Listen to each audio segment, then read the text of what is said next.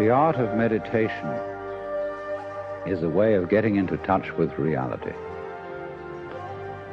And the reason for it is that most civilized people are out of touch with reality because they confuse the world as it is with the world as they think about it and talk about it and describe it. For on the one hand, there is the real world, and on the other, a whole system of symbols about that world which we have in our minds. These are very, very useful symbols. All civilization depends on them. But like all good things, they have their disadvantages. And the principal disadvantage of symbols is that we confuse them with reality, just as we confuse money with actual wealth.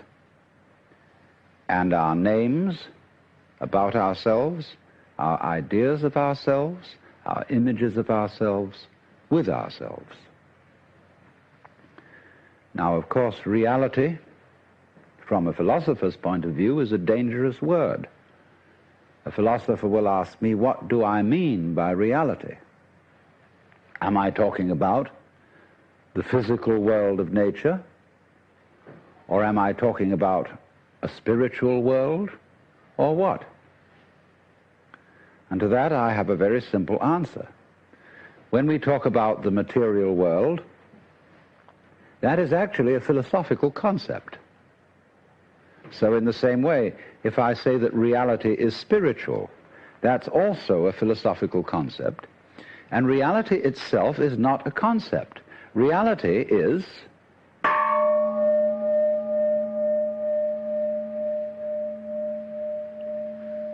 and we won't give it a name. Now, it's amazing what doesn't exist in the real world. For example, in the real world, there aren't any things, nor are there any events. That doesn't mean to say that the real world is a perfectly featureless blank. It means that it is a marvelous system of wiggles in which we descry things and events in the same way as we would project images on a Rorschach blot or pick out particular groups of stars in the sky and call them constellations as if they were separate groups of stars. Well, they're groups of stars in the mind's eye, in our system of concepts. They are not out there as constellations already grouped in the sky.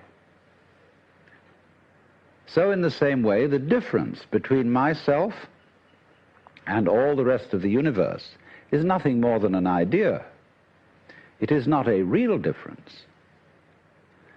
And meditation is the way in which we come to feel our basic inseparability from the whole universe. And what that requires is that we shut up. That is to say, that we become interiorly silent and cease from the interminable chatter that goes on inside our skulls. Because, you see, most of us think compulsively all the time. That is to say, we talk to ourselves. And I remember when I was a boy, we had a common saying, talking to yourself is the first sign of madness. Now, obviously, if I talk all the time, I don't hear what anyone else has to say. And so in exactly the same way, if I think all the time, that is to say, if I talk to myself all the time, I don't have anything to think about except thoughts. And therefore I'm living entirely in the world of symbols, and I'm never in relationship with reality. All right, now that's the first basic reason for meditation. But there is another sense, and this is going to be a little bit more difficult to understand, why we could say that meditation doesn't have a reason. or doesn't have a purpose. And in this respect, it's unlike almost all other things that we do, except perhaps making music and dancing. Because when we make music, we don't do it in order to reach a certain point, such as the end of the composition. If that were the purpose of music, to get to the end of the piece, then obviously the fastest players would be the best. And so likewise, when we are dancing, we are not aiming to arrive at a particular place on the floor, as we would be if we were taking a journey. When we dance, the journey itself is the point. When we play music, the playing itself is the point. And exactly the same thing is true in meditation. Meditation is the discovery that the point of life is always arrived at in the immediate moment.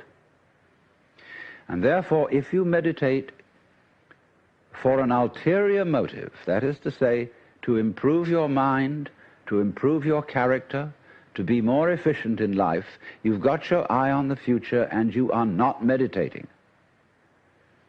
Because the future is a concept.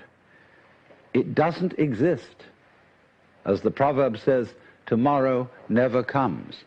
There is no such thing as tomorrow. There never will be, because time is always now. And that's one of the things we discover when we stop talking to ourselves and stop thinking. We find there is only a present, only an eternal now. So it's funny then, isn't it, that one meditates for no reason at all, except we could say for the enjoyment of it. And here I would interpose the essential principle that meditation is supposed to be fun. It's not something you do as a grim duty. The trouble with religion as we know it is that it is so mixed up with grim duties. We do it because it's good for you. It's a kind of self-punishment. Well, meditation, when correctly done, has nothing to do with all that. It's a kind of digging the present. It's a kind of grooving with the eternal now. And brings us into a state of peace where we can understand that the point of life, the place where it's at, is simply here and now. Well, now, in the art of meditation, there are various props, supports. One thing that we are going to use as a means of stilling chatter in the mind is pure sound. And for that reason, it's useful to have a gong. This is a Japanese Buddhist gong made of bronze and shaped like a bowl. If you don't have one of these, you can get the rounded end of an oxygen tank.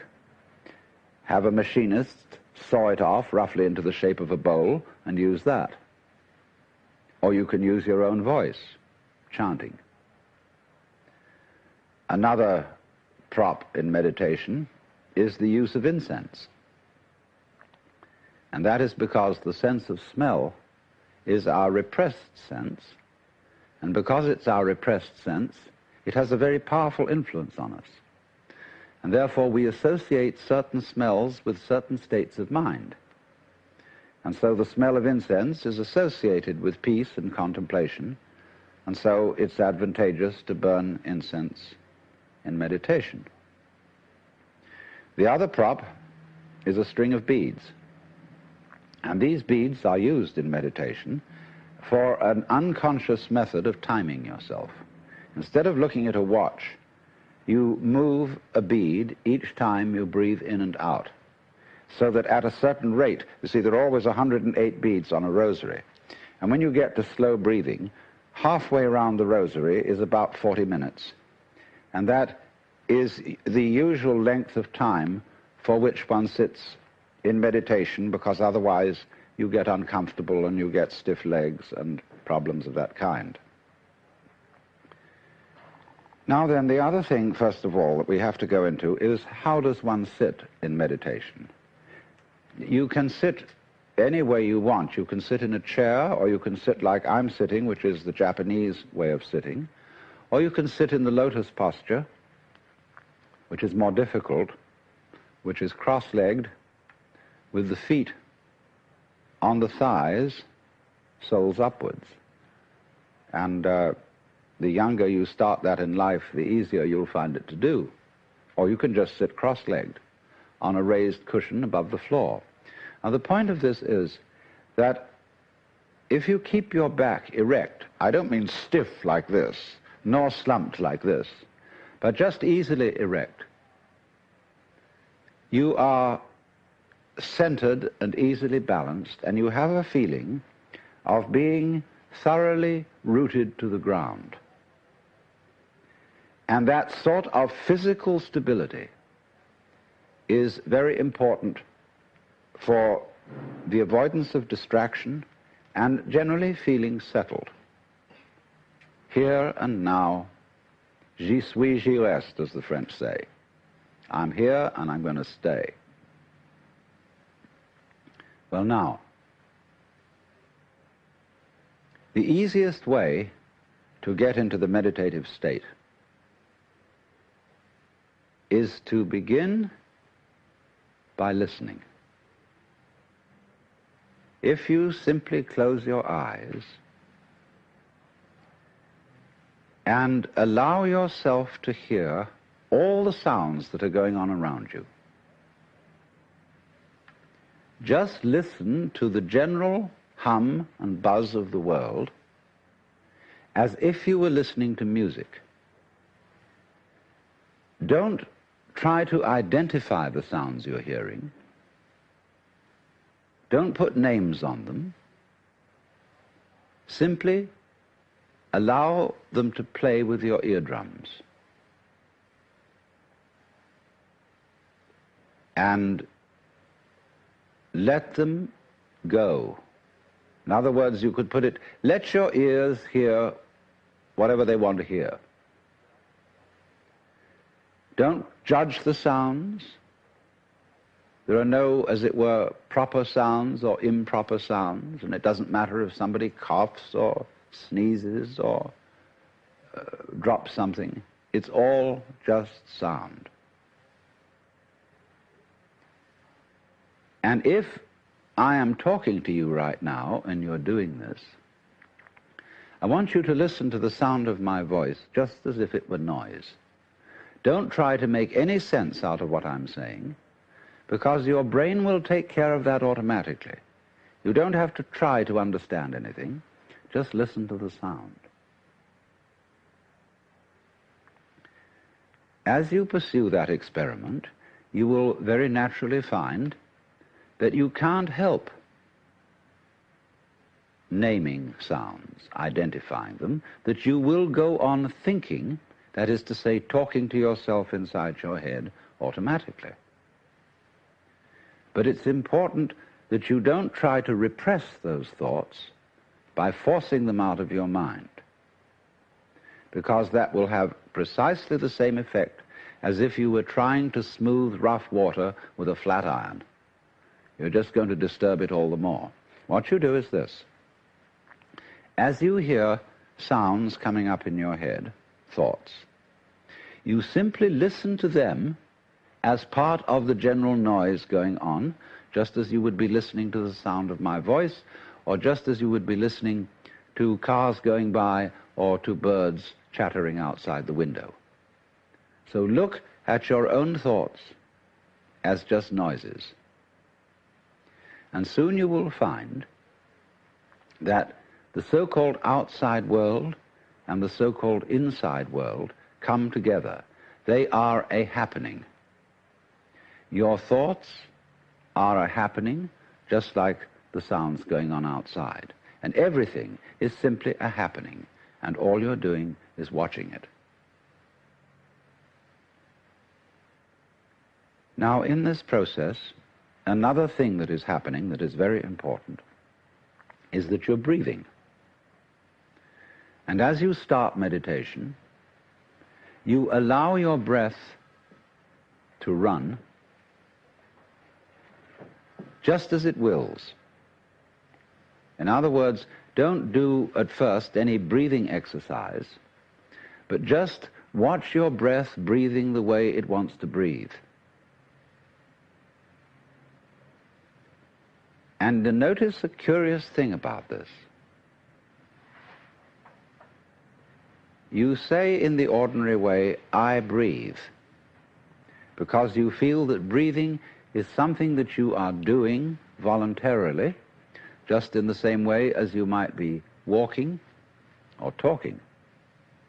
But you will also notice that when you are not thinking about breathing, your breathing goes on just the same.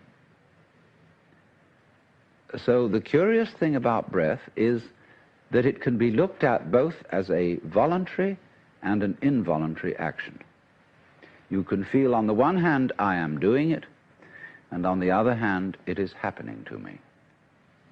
And that is why breathing is a most important part of meditation, because it is going to show you, as you become aware of your breath, that the hard and fast division that we make between what we do on the one hand and what happens to us on the other is arbitrary.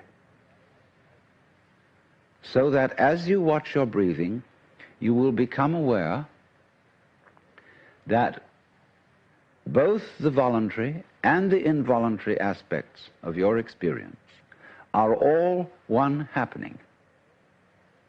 Now that may at first seem a little scary, because you may think, well, am I just the puppet of a happening, the mere passive witness of something that's going on completely beyond my control? Or on the other hand, am I really doing everything that's going along? Well, if I were, I should be God. And that would be very embarrassing, because I would be in charge of everything. That would be a terribly responsible position. The truth of the matter, as you will see it, is that both things are true.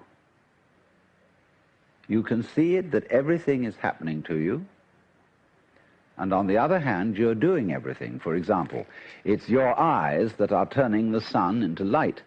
It's the nerve ends in your skin that are turning electric vibrations in the air into heat and temperature. It's your eardrums that are turning vibrations in the air into sound, and in that way you are creating the world. But when we're not talking about it, when we're not philosophizing about it, then there is just this happening, this, and we won't give it a name. Now then, when you breathe for a while, just letting it happen, and not forcing it in any way, you will discover a curious thing, that without making any effort, you can breathe more and more deeply. In other words, supposing you simply are breathing out, and breathing out is important because it's the breath of relaxation, as when we say, whew, and heave a sigh of relief. So when you are breathing out, you get the sensation that your breath is falling out. Dropping, dropping, dropping out with the same sort of feeling you have as if you were settling down into an extremely comfortable bed. And you just get as heavy as possible and let yourself go. And you let your breath go out in just that way.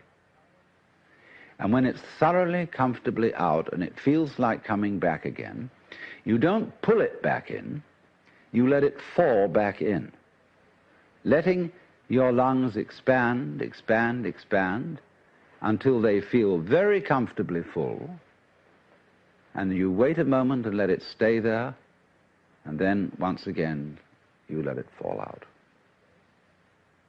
And so, in this way, you will discover that your breath gets quite naturally easier and easier, and slower, and more powerful. So that with these various aids, listening to sound, listening to your own interior feelings and thoughts, just as if they were something going on, not something you're doing, but just happenings, and watching your breath as a happening that is neither voluntary nor involuntary. You are simply aware of these basic sensations. Then you begin to be in the state of meditation. But don't hurry anything. Don't worry about the future. Don't worry about what progress you're making. Just be entirely content to be aware of what is. Don't be terribly selective, particular, say, I should think of this and not of that. Just watch whatever is happening. Now then, to make this somewhat easier, to have the mind free from discursive verbal thinking, sound or chanted sound is extremely useful. If you, for example, simply listen to the gong,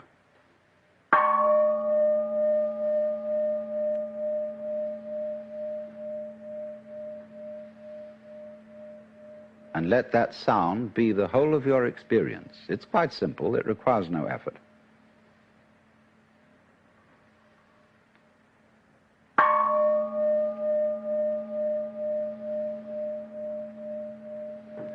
And then along with that, especially if you don't have a gong, we can use what are called in the Sanskrit language mantra. Mantra are chanted sounds which are used not so much for their meaning as for the simple tone. And they go along with that easy kind of slow breath. One of the basic mantras is, of course, the sound Om.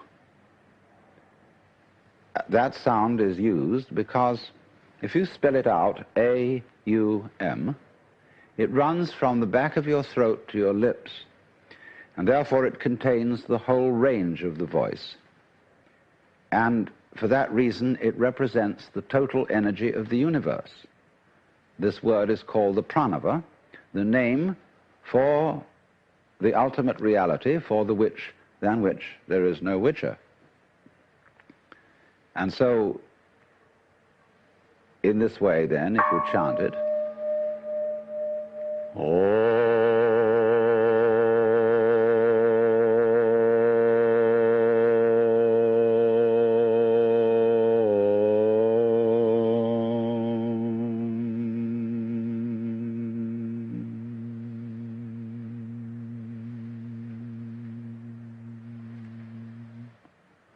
and it's varied like this.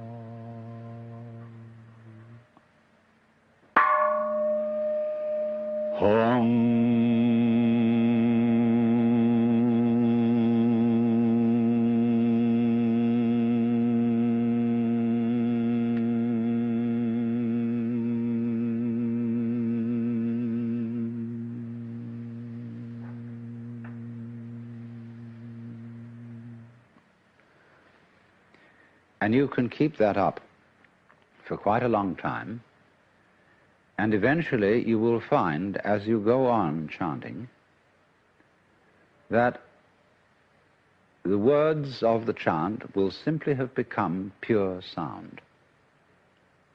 And you won't be thinking about it. You won't have any images about the sound going on in your mind.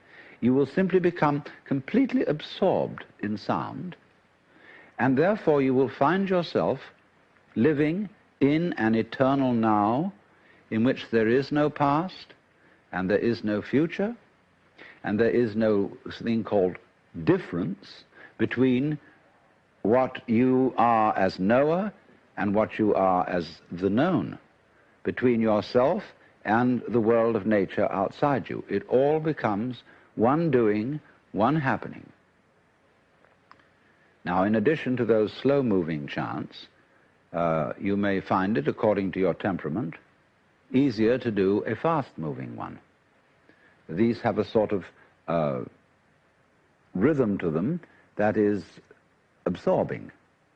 Say, a chant that many of you have heard that goes, Hare Krishna, Hare Krishna, Krishna Krishna, Hare Hare, Hare Krishna, Hare Krishna, Krishna Krishna, Hare Hare, Hare Rama, Hare Rama, Rama Rama, Hare Hare, Hare Krishna, Hare Krishna, Krishna Krishna, Hare Hare, Hare Rama, Hare Rama, Rama Rama, Hare Hare. And it doesn't matter what it means. Actually, Krishna and Rama are the names of Hindu divinities. But that's not the point. The point is just to get with that thing that is running, running, running. Hare Krishna, Hare Krishna, Krishna Krishna, Hare Hare, and so on. And if you're a Christian or a Jew and you feel more inclined to use a meditation word that is more congenial to you, you can use, say, Alleluia, Alleluia,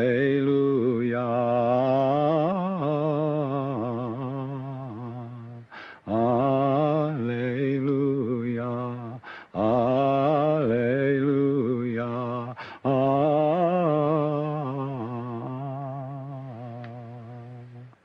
Or if you're a Mohammedan, you can use the Allah, the name of God. They have a way of doing it, you know, which gets very exciting. It goes, Allah, Allah, Allah, Allah, Allah, Allah, Allah, Allah, Allah, Allah, Allah, Allah,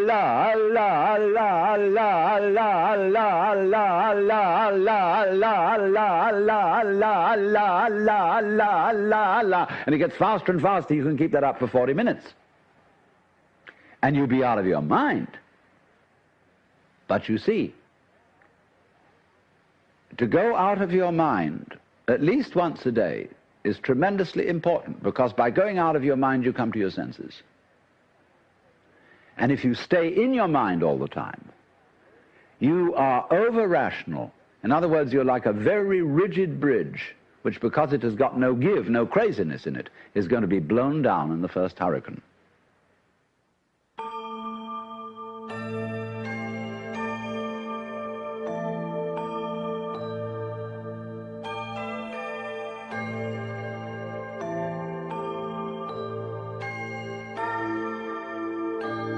See, when we try to control the mind, a lot of yoga teachers try to get you to control your own mind, mainly to prove to you that you can't do it. There's nothing, you know, a fool who persists in his folly will become wise. So what they do is they speed up the folly. And so you get concentrating. And you can have a certain amount of superficial and initial success by a process commonly called self-hypnosis. And you can think you're making progress. And a good teacher will let you go along that way for a while until he really throws you with one. Why are you concentrating? See, Buddhism works this way. Buddha said, if you suffer because you desire, and your desires are either unattainable or always being disappointed or something. So cut out desire. So those disciples went away and they stamped on desire, jumped on desire, cut the throat of desire, and threw out desire. But then they came back and Buddha said, but you are still desiring not to desire. They wondered how to get rid of that. But you see, it works like this. All spiritual discipline works this way. I'll show you. It's done in the form of a child's game. You know, there's the church and there's the steeple. Open the door and there are the people. And here's the parson going upstairs, And there he is saying his prayers. Catch him, catch him, catch him, catch him, catch him. You never can. Because the would-be catchee is the catcher.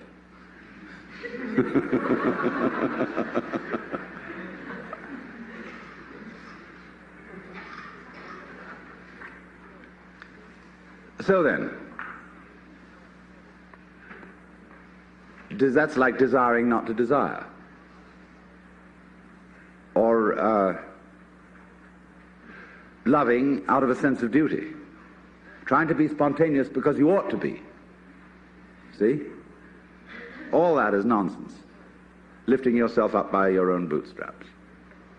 So when you see that that's nonsense, there naturally comes over you a quietness. In seeing that you cannot control your mind, you realize there is no controller. What you took to be the thinker of thoughts is just one of the thoughts. What you took to be the feeler of the feelings, which was that chronic muscular strain, is just one of the feelings. What you took to be the experiencer of experience is just part of the experience. So there isn't any thinker of thoughts, feeler of feelings. We get into that bind because we have a grammatical rule that verbs have to have subjects.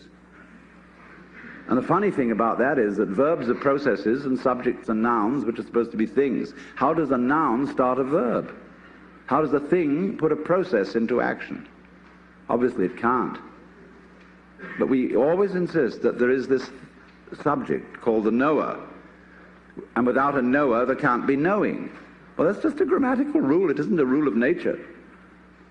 In nature, there's just knowing, like you're feeling it. And I have to say you are feeling it, as if you were somehow different from the feeling. When I say I am feeling, what I mean is there is feeling here. When I say you are feeling, I mean there is feeling there. I have to say even there is feeling. What a cumbersome language we have. Chinese is easier. You don't have to put all that in. You can say things twice as fast in Chinese as you can in any other language. Well, anyway, when you come to see that you can do nothing, that the play of thought, of feeling, etc., just goes on by itself as a happening, then you are in a state which we will call meditation. And slowly, without being pushed, your thoughts will come to silence. That is to say, all the verbal, symbolic chatter going on in the skull. Don't try and get rid of it, because that will again produce the illusion that there's a controller. Just, it goes on, it goes on, it goes on, and finally it gets tired of itself and bored and stops. And so then there's a silence. And this is a deeper level of meditation. And in that silence, you suddenly begin to see the world as it is. And you don't see any past, and you don't see any future. You don't see any difference between yourself and the rest of it. That's just an idea. You can't put your hand on the difference between myself and you. You know, you can't blow it, you can't bounce it, you can't pull it. It's just an idea. You can't find any material body, because material body is an idea. So is spiritual body. This is somebody's philosophical notions. See, reality isn't material. That's an idea. Reality isn't spiritual. That's an idea. Reality is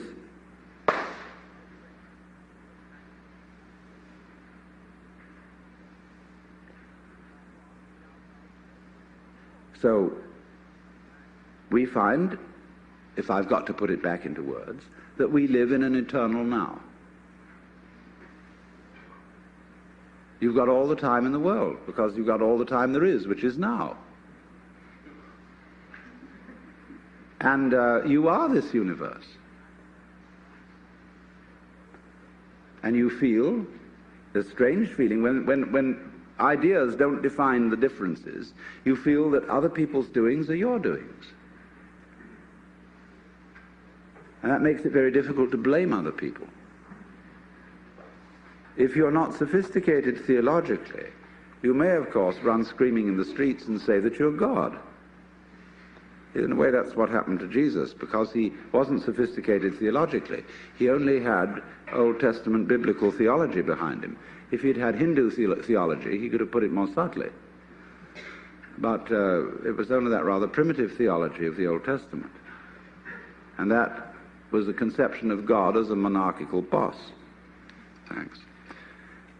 And you can't go around and say, I'm the boss's son.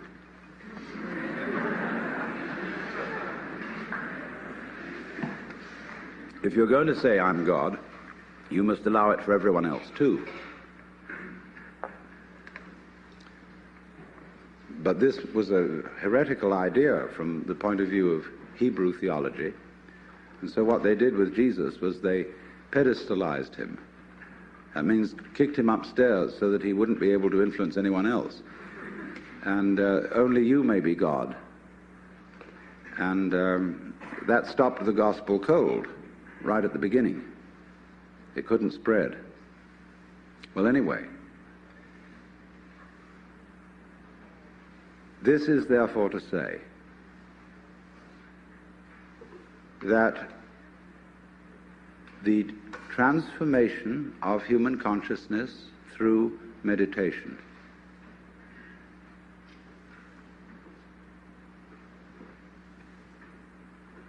is frustrated so long as we think of it in terms of something that I myself can bring about by some kind of wangle, by some sort of gimmick. Because, you see, that leads to endless games of spiritual one-upmanship and of guru competitions, of my guru is more effective than your guru, my yoga's faster than your yoga, I'm more aware of myself than you are, I'm humbler than you are, I'm sorrier for my sins than you are, I love you more than you love me. This interminable goings-on about which people fight and wonder whether they are a little bit more evolved than somebody else and so on.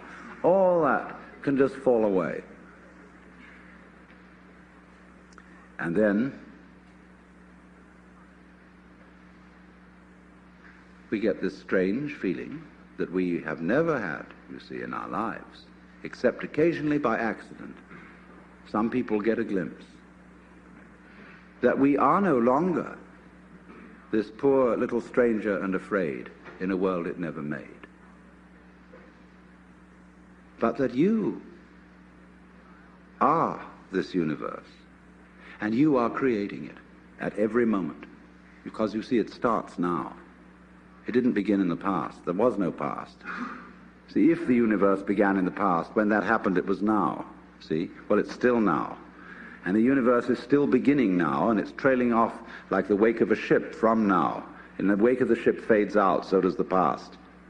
You can look back there to explain things, but the explanation disappears. You'll never find it there. Things are not explained by the past. They're explained by what happens now. That creates the past. And it begins here. That's the birth of responsibility. Because otherwise, you can always look over your shoulder and say, well, I'm the way I am because my mother dropped me. And she dropped me because she was neurotic because her mother dropped her. And away we go back to Adam and Eve or to a disappearing monkey or something. And we never get at it. But in this way, you're faced with it, you're doing all this.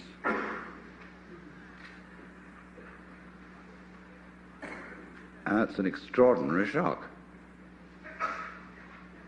So, cheer up. You can't blame anyone else for the kind of world you're in.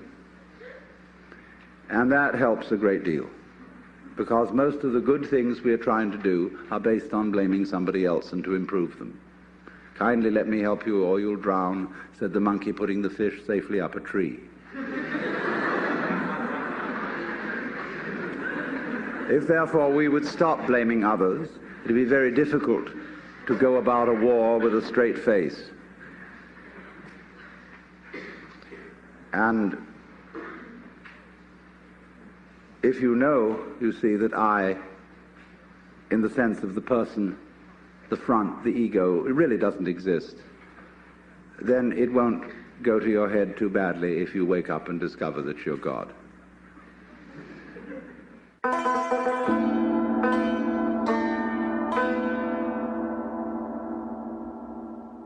I'm not really a musician, but it just so happens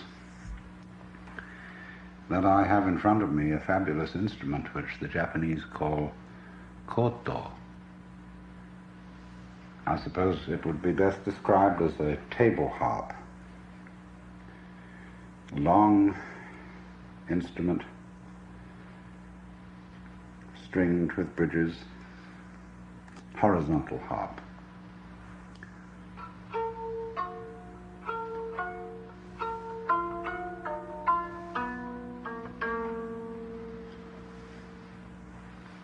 It was customary among Chinese poets in the old days to read poetry and strum on the lute or table harp at the same time. And I've got here a curious old text called Saikontan, which means the vegetable root discourses, written by Kojisei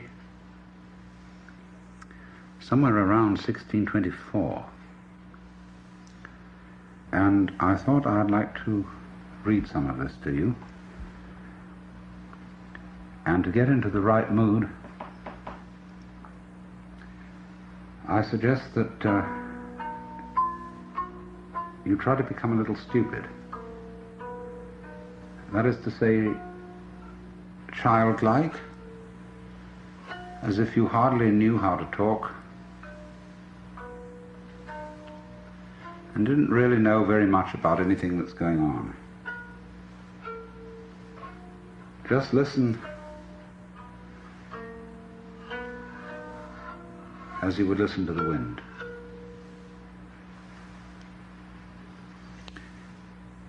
If the mind is clear, a dark room has its blue sky.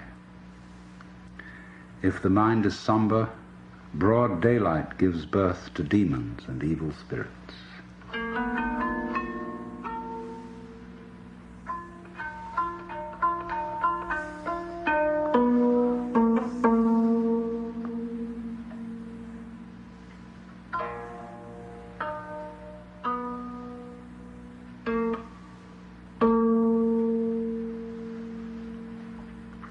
The just man has no mind to seek happiness. Heaven, therefore, because of this mindlessness, opens its inmost heart. The bad man busies himself with avoiding misfortunes. Heaven, therefore, confounds him for this desire. How unsearchable are the ways of heaven, how useless the wisdom of man.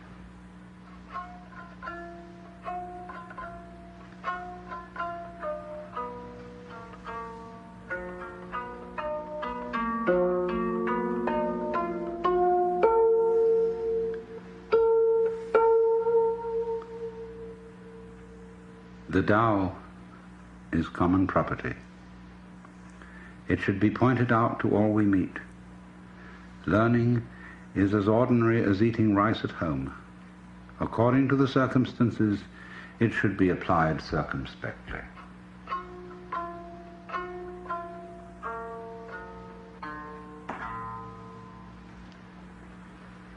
The ancients left rice for mice and did not light lamps out of pity for moths. These thoughts of theirs are the operation point of humanity in life. Lacking this, a man is a mere earthman, a wooden body.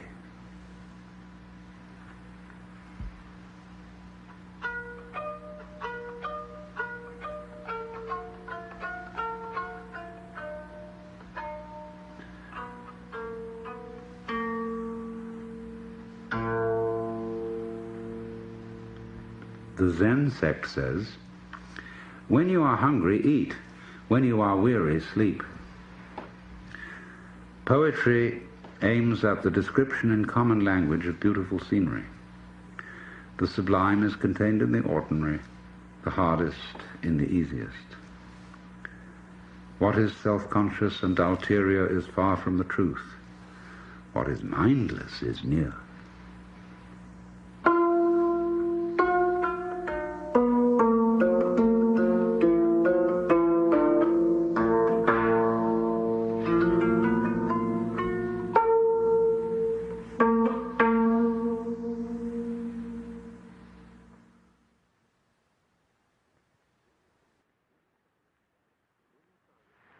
Will you try an experiment with me?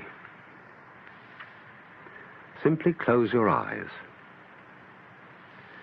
and allow your ears to hear all sounds around you. Don't try to name or identify these sounds. Just hear them as you would listen to music, as when you hear a flute or a guitar, without asking what it means.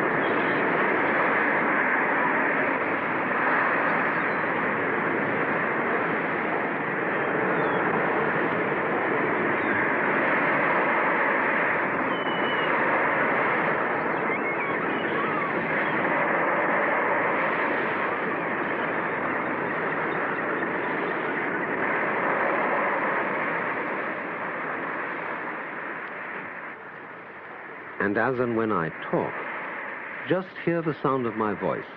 Don't bother about what it means. Your brain will take care of that by itself. Just let your eardrums respond as they will to all vibrations now in the air. Don't let yourself or your ears be offended by improper or unscheduled sounds. If, for example, the record is scratchy, okay. You wouldn't object if you were listening to it sitting by a fire of crackling logs.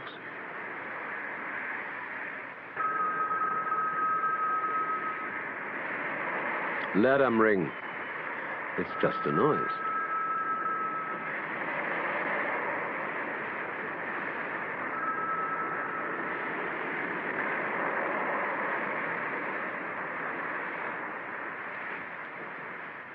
And keep your tongue relaxed, floating easily in the lower jaw. Also stop frowning. Allow the space between your eyes to feel easy and open. And just let the vibrations in the air play with your ears.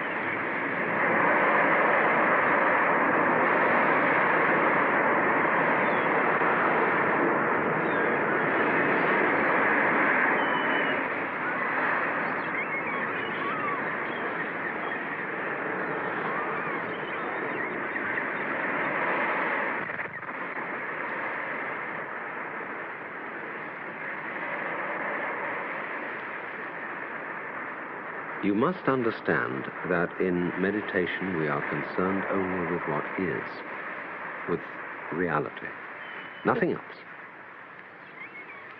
The past is a memory, the future an expectation. Neither past nor future actually exist. There is simply eternal now. So don't seek or expect a result from what you're doing. That wouldn't be true meditation. There's no hurry. Just now, you're not going anywhere. Simply be here. Live in the world of sound. Let it play. That's all.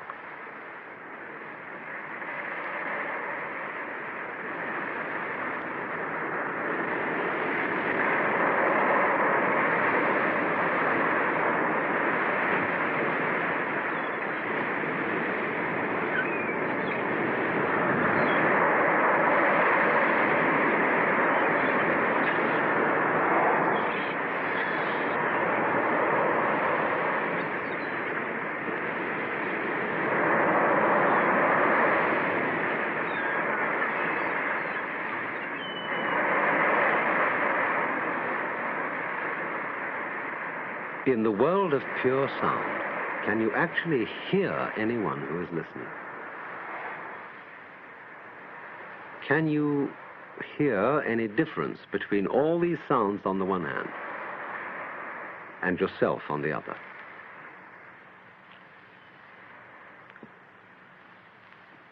Naturally, we use techniques and gimmicks to help the thinking mind to become silent, and one of them is the gong. It is a sound at once pleasing and compelling. It absorbs attention. But watch what happens when it fades out.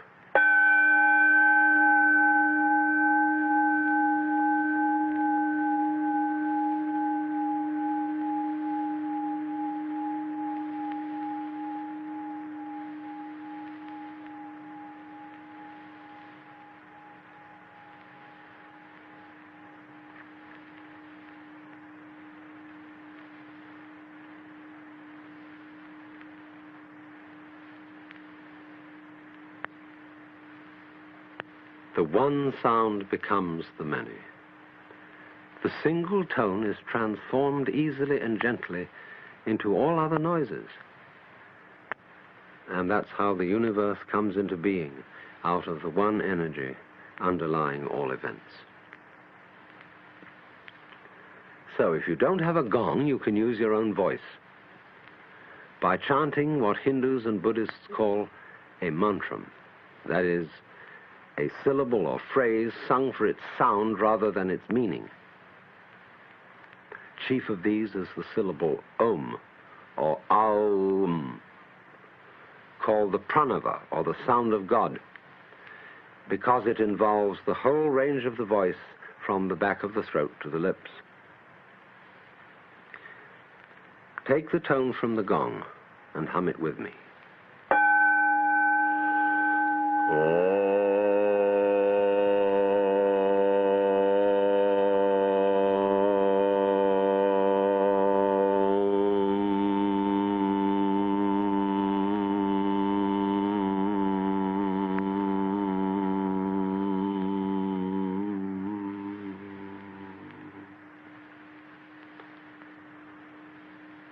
Now you can hear all sounds as Om. They're all at some point in the total range of sound, from the back of the throat to the lips, making a spectrum of sound as all colors are originally one white light. But don't ask what the sound is or what it means. Just hear it and dig it. Hum with me again.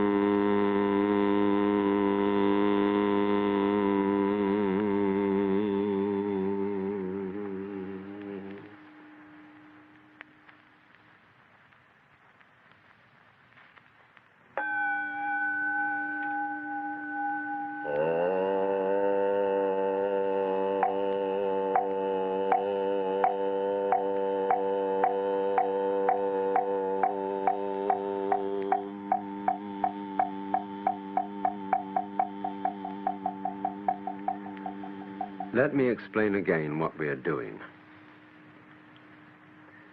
We are going behind words, names, numbers, beliefs, and ideas to get back to the naked experience of reality itself.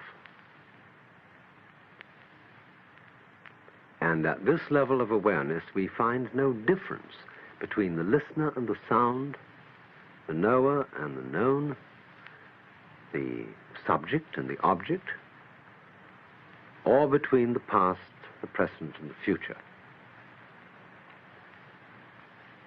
All that's just talk. What is really happening is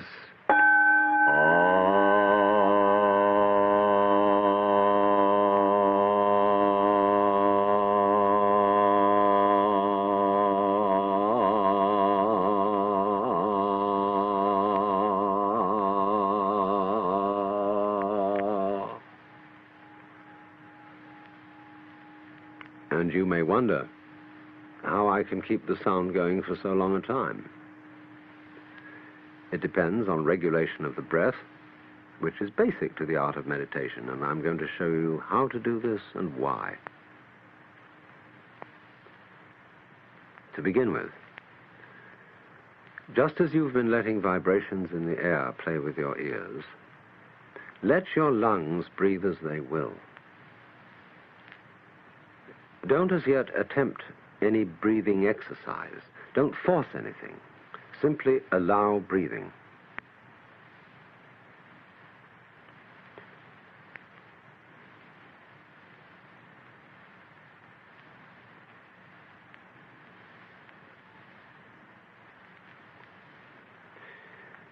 Now, is this breathing a voluntary or involuntary action?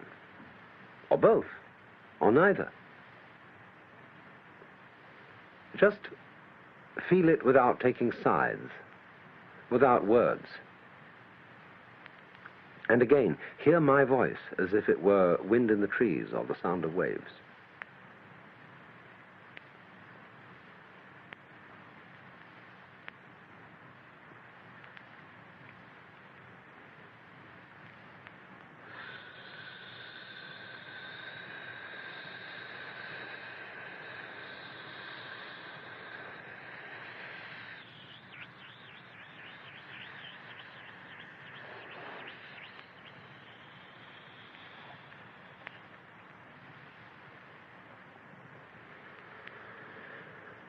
Most of us are short of breath. We never really empty our lungs. But to make a long, complete out-breath, you mustn't force it. Imagine there's a large ball of lead inside your neck, and allow it to fall slowly through your body to the floor, pushing and easing the breath out as it drops. Ease the breath out just as you settle and sink down comfortably into a bed.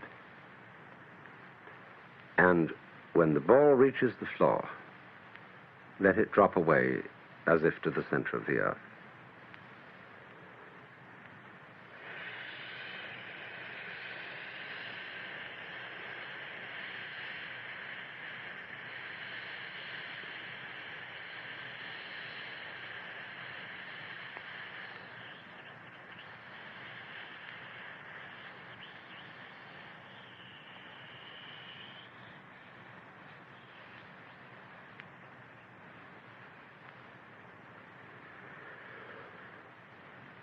Then let the breath come back in as a reflex without pulling it. And then imagine another ball of lead in the neck. And again, let it fall out, long and easy.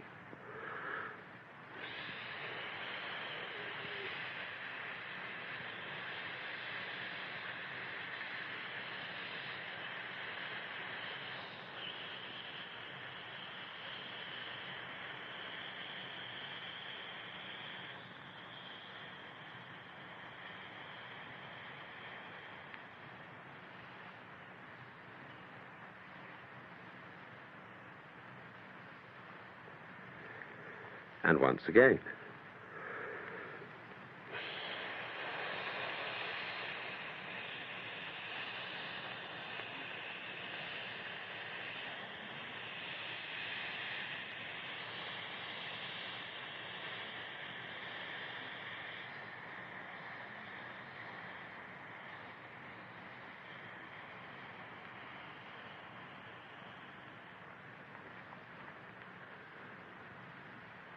Now, do you see what's happening?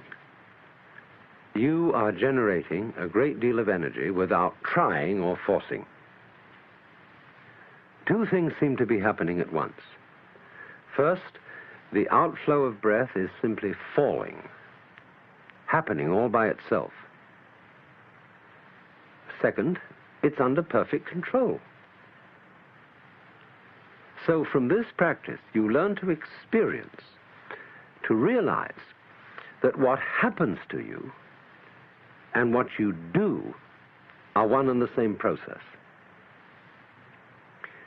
There is no real separation between one thing called you and another quite different thing called the universe. When you stop talking and naming, they're quite obviously one. So again, let your breath fall easily out.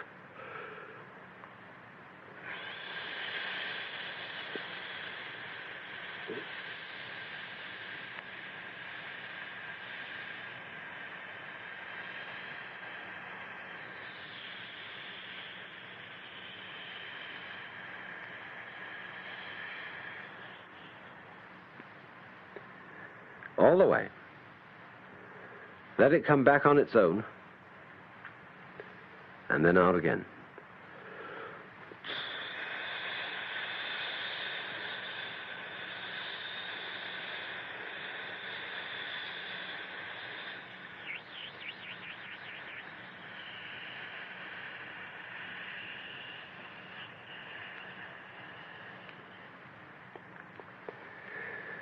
And now let's put the sound ah on the next outflow.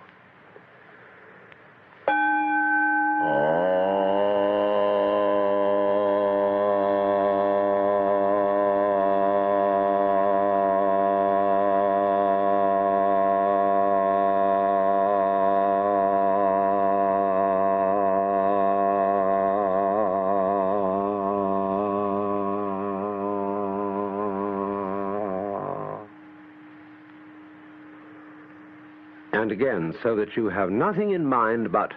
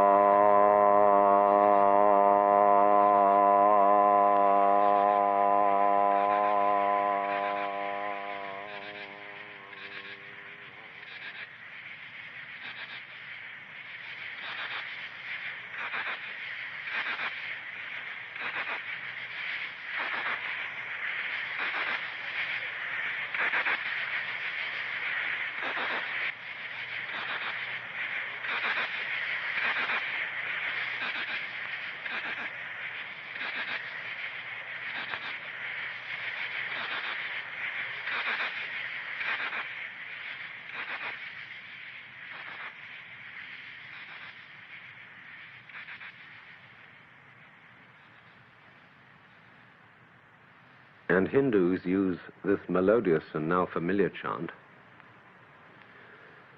Hare Krishna, Krishna Krishna, Hare Hare, Hare Rama, Rama Rama, Hare Hare, Hare Krishna, Krishna Krishna, Hare Hare, Hare Rama, Rama Rama, Hare Hare, Hare Krishna, Krishna Krishna, Hare Hare, Hare Rama,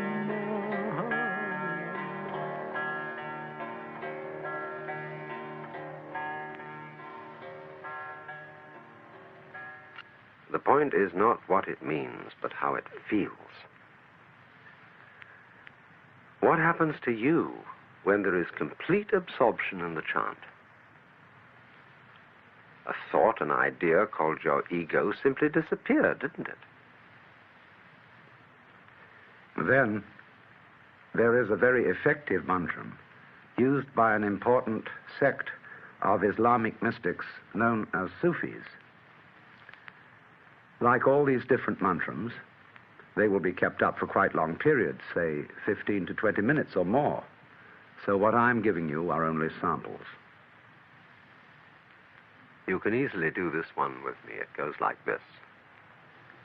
Allah, Allah, Allah, Allah, Allah, Allah, Allah, Allah, Allah, Allah, Allah, Allah, Allah, Allah, Allah, Allah,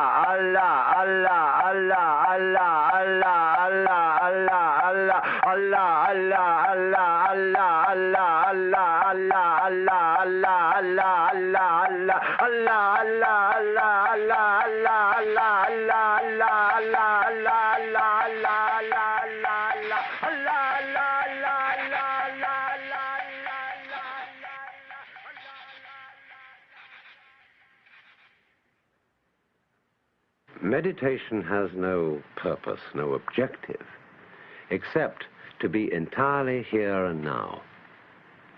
It isn't something you do to improve yourself, to get ahead in the world, or to prepare yourself for life. For the division of time into past, present, and future is a trick of words and numbers. All memories and expectations exist now, and now only, because now is what there is and all that there is. We could say that the past flows back from now, like the wake from the prow of a ship, and then just like the wake vanishes. As the wake doesn't drive the ship, the past does not propel or move the present. Unless you, here and now, want to insist that it does, and so give yourself a perpetual alibi for every kind of irresponsibility. But I'm not preaching. That would be a diversion from our feeling centered in this eternal here and now, from feeling it directly as the reality. Again then, just let all sounds going on play upon your eardrums without trying to name, identify, or locate them.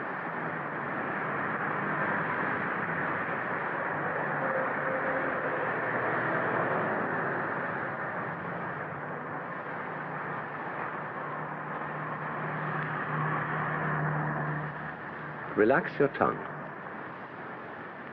Let it just float in your lower jaw. Close your eyes.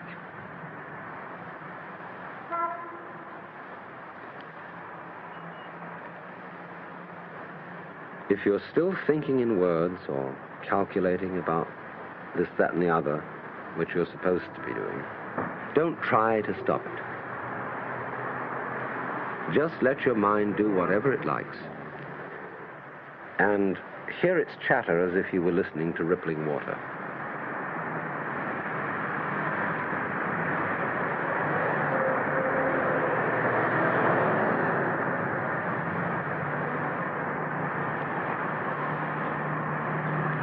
So then, we're going to try and find out and feel what we mean by the word now.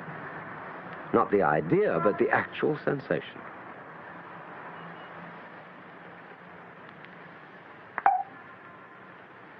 Get it? Like that? Or this?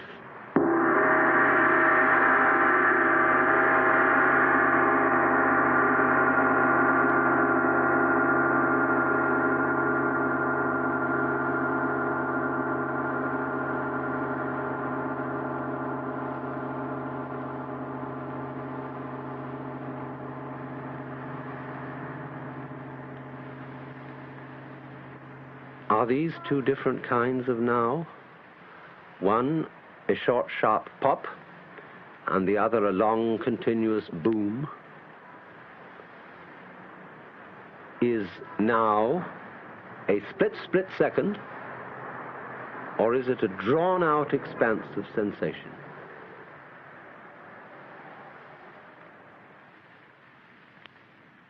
Try this. Just stand up for a moment and take 3 steps forward. 1, 2, 3, and stop. Where at this moment is the first step you took?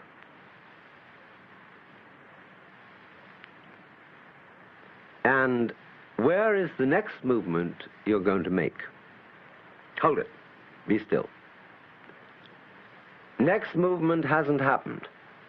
Past movements aren't here. Where are you? When are you? What is the position of the universe? When is it? Where is it?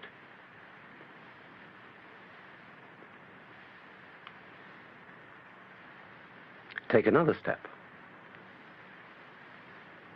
Is this a new now, or the same old now where you always were?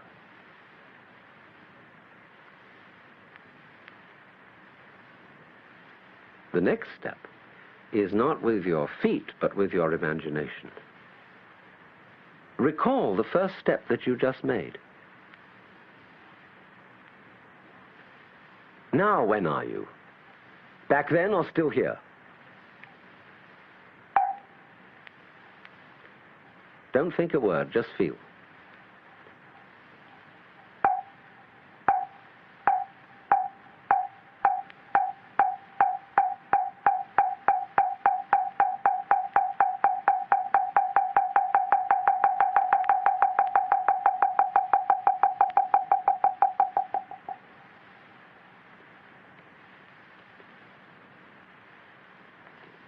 So, please sit down again and relax.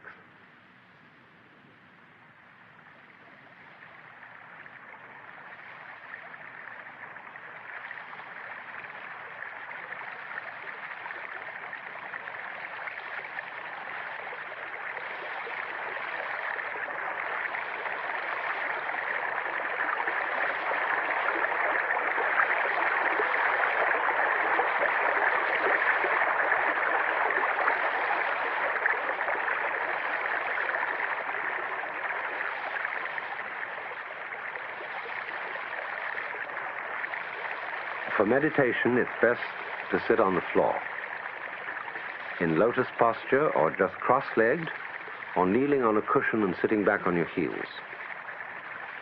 Spine straight, hands with palms upward, resting upon each other. The reason for this position is that it's firm and grounded, and just uncomfortable enough to keep you from going to sleep. But don't fight the discomfort. Relax into the position just as you have learned how to relax and to ease out a long, long breath, and so create energy without strain. In the same way, if you have understood that there is no time but now, you will be able, without the least difficulty, to sit in this way for a long time, as measured by the clock. Once again, the essence of the whole art is to feel, to experience, to sense what is, what happens, without defining it, without saying anything to yourself about it. So let your breath flow easily, heavily down and out again. No strain.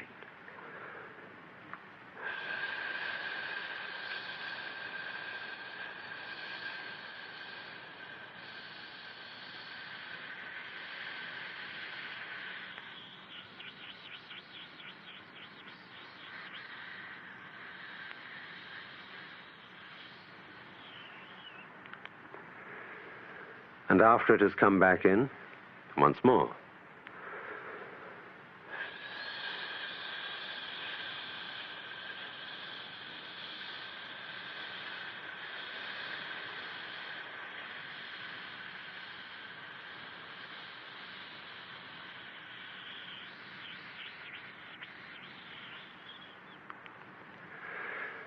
Keep it up.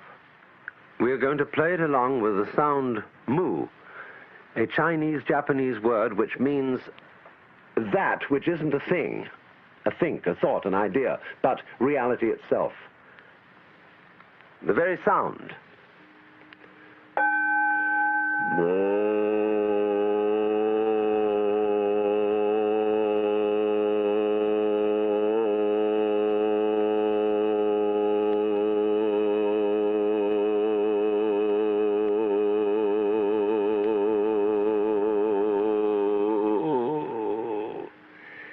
Dig that.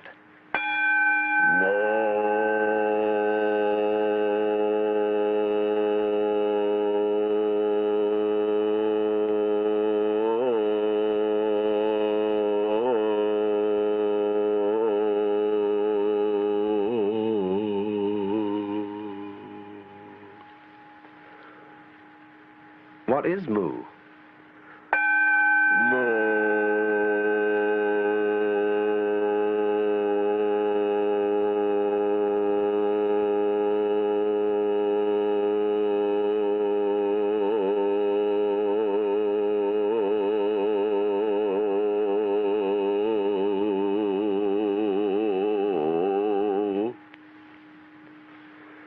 How old is moo?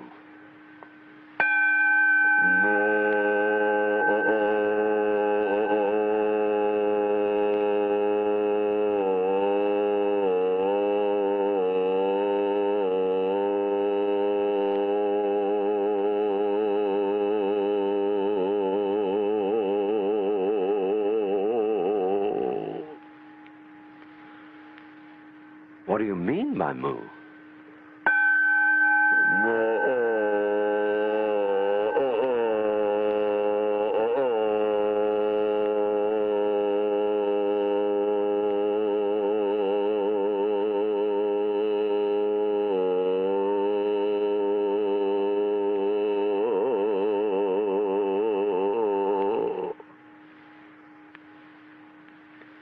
Who are you?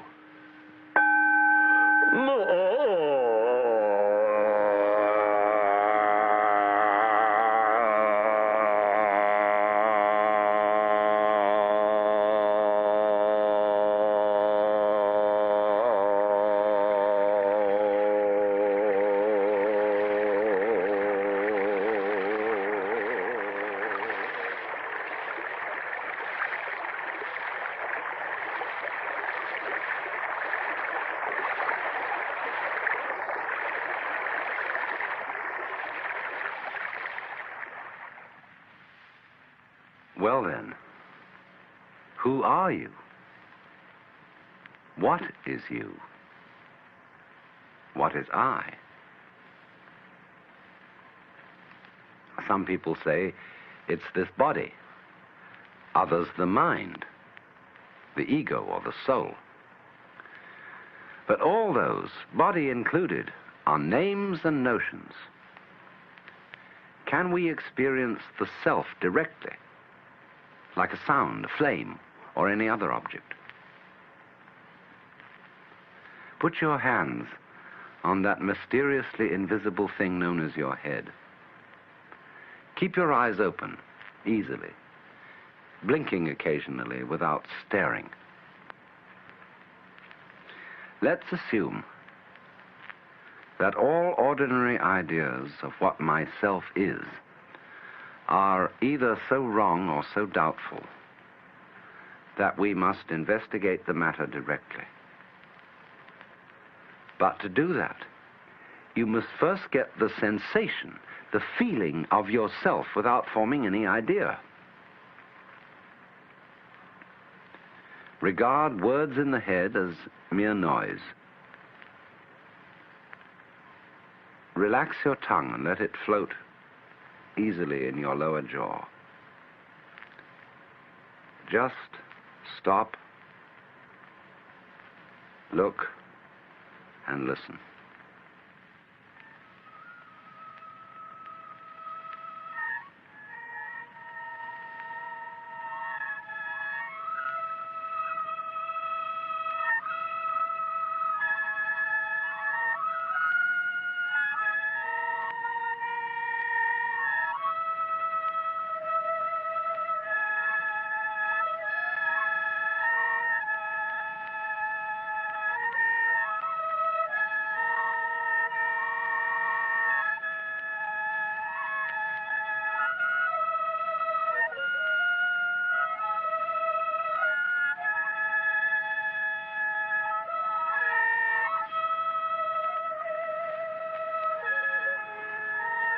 Now, let the various colors and shapes before you play with your eyes, just as you have been letting sounds play with your ears.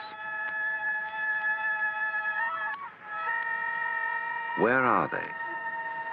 Out in front of your face? Or inside your brain? In the optical nervous system? Is your head in the world? Or is the world in your head? Or both?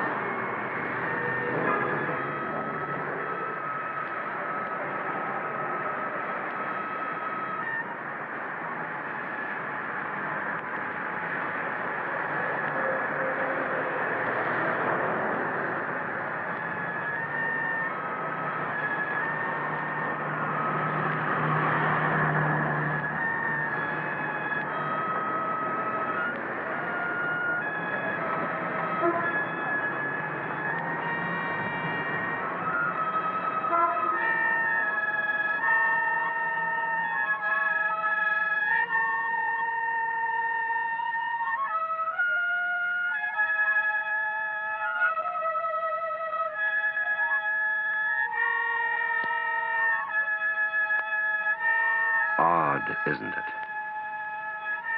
Either you were everything you felt, or you just didn't feel yourself the feeler at all, just as you didn't see your eyes. All or nothing. As is said in an ancient Chinese text called The Secret of the Golden Flower, between the all and the void is only a difference of name. Will you please stand up and put your hands on your hips with wrists upwards? Now, let's all just laugh.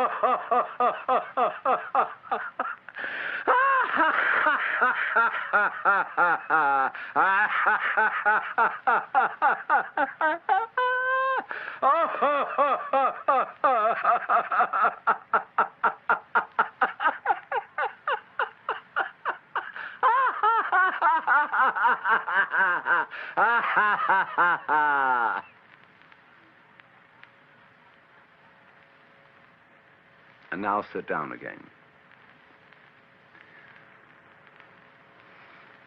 This Zen master told me that you should do that first thing in the morning when you get up. And it's even better than sitting for a long time and getting your legs stiff.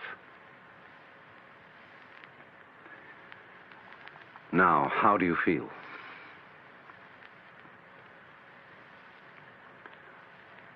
Where was you when you were laughing?